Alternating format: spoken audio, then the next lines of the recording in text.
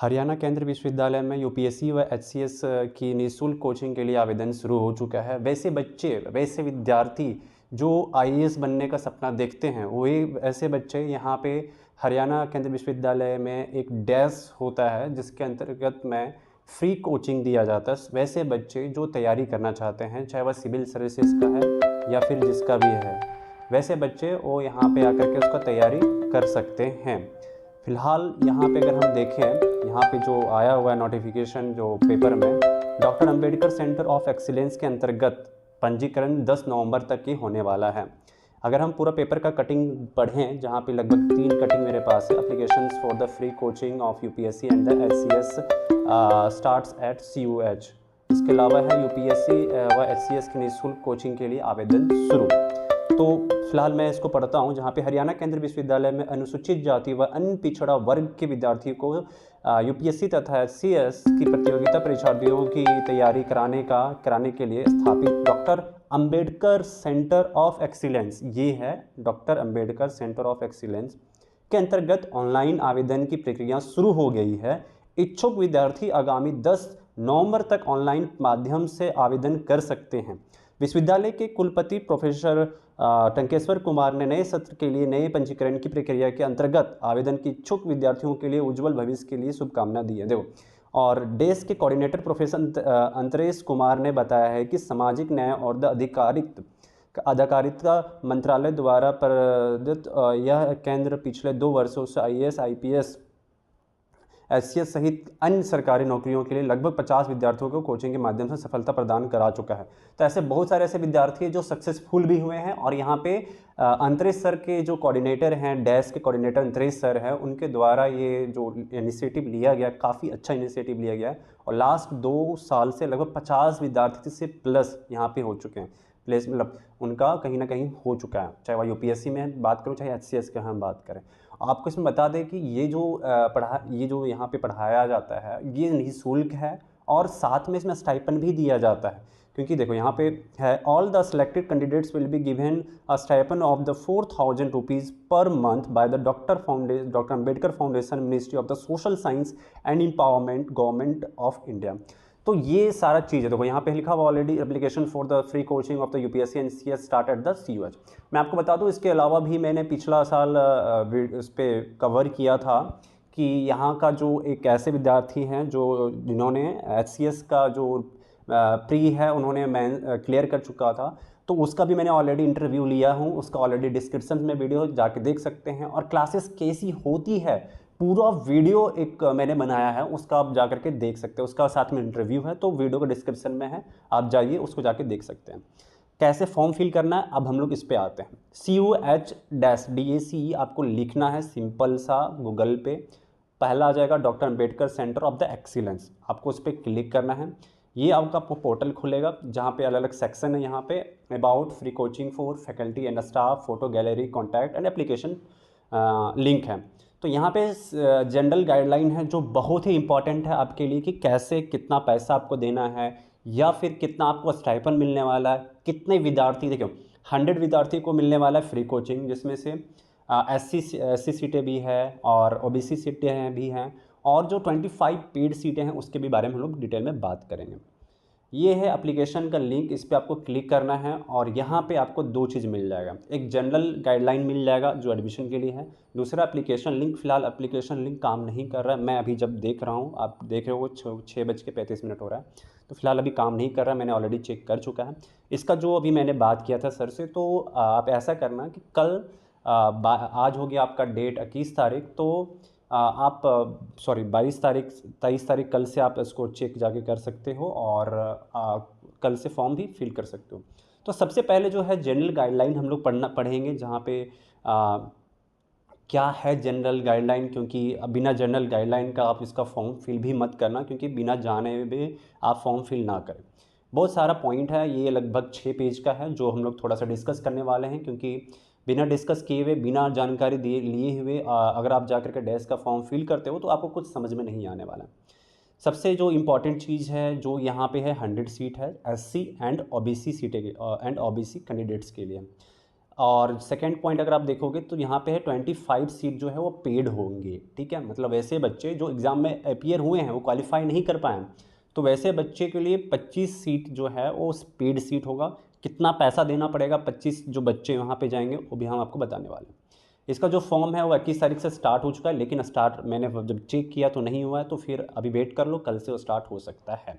और last date जो है वो 10 नवंबर तक ही है, तो उससे पहले आपको फॉर्म फिल करना है।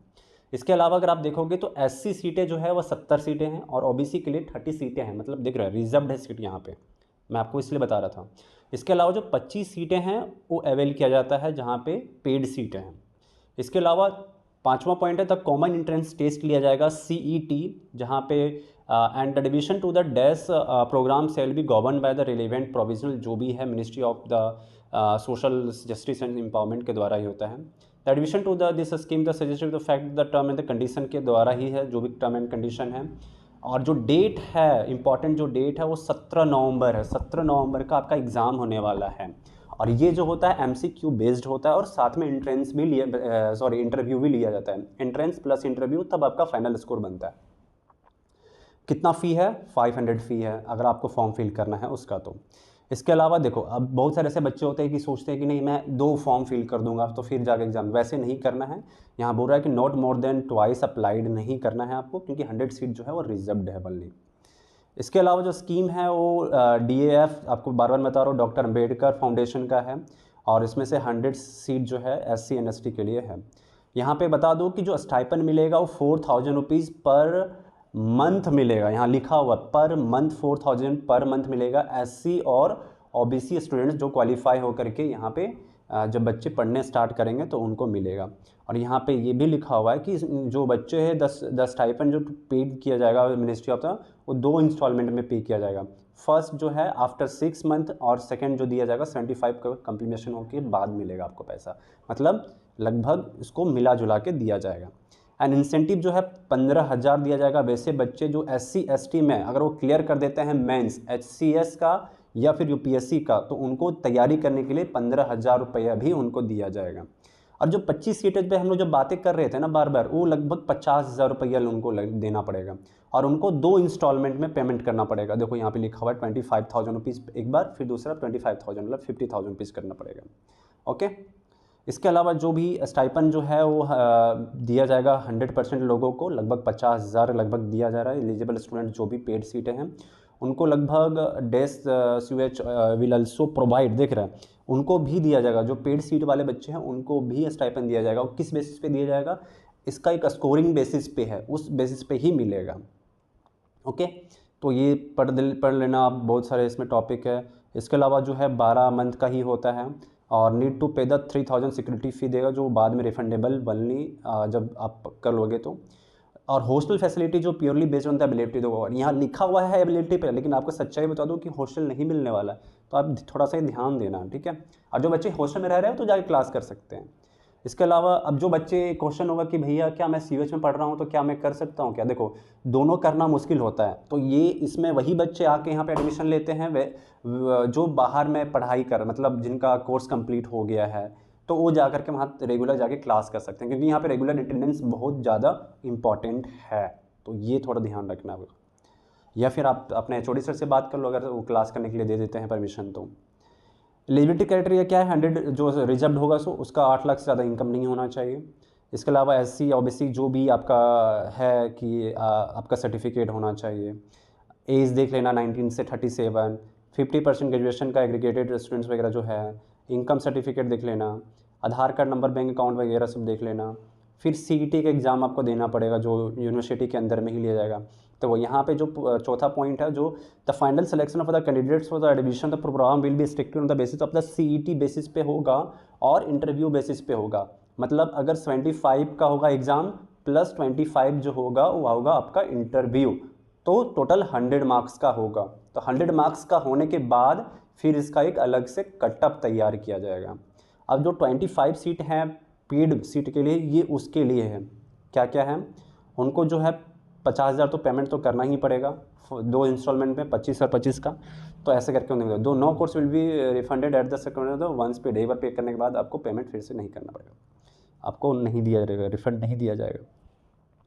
इसके अलावा देखो candidates perform the entrance exam जो है सीईटी डेस्क का होगा, क्लासरूम असेसमेंट होगा, अटेंडेंस इन द क्लासरूम होता है। तो ये सब बहुत सारे चीज़ें हैं जहाँ पे आपको देखना पड़ेगा। तो स्टाइपेंड जो है पर मंथ है वो 4000 दिया जाएगा, जिसका परफॉर्मेंस अगर 95% रहता है। ये वैसे बच्चे के लिए जो पेड सीट के लिए, पेड सीट में जिनका अगर रिजल्ट अगर आता है सीईटी में 95% से प्लस है तो उनको 4000 दिया जाएगा। अगर 80% के आसपास स्कोर रहता है तो 3000, फिर 2500, 2000, 1000, ऐसे करके ये सारा सेटिंग करके रखा गया है। तो ऐसे अगर आप देखोगे रूल्स रेगुलेशंस बहुत सारा है यहाँ पे, जो इंपॉर्टेंट चीज़ है आपको वही सब देखना है।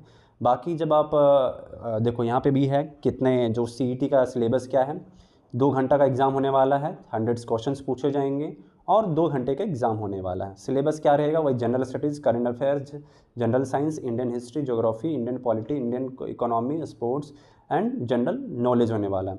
The nature of the CET will be based on the UPSC civil exams जो है वो वैसे ही जो एग्ज़ाम लेती है उसी के बेसिस पे ये एडमिशन यहाँ पे भी एंट्रेंस एग्ज़ाम लिया जाएगा।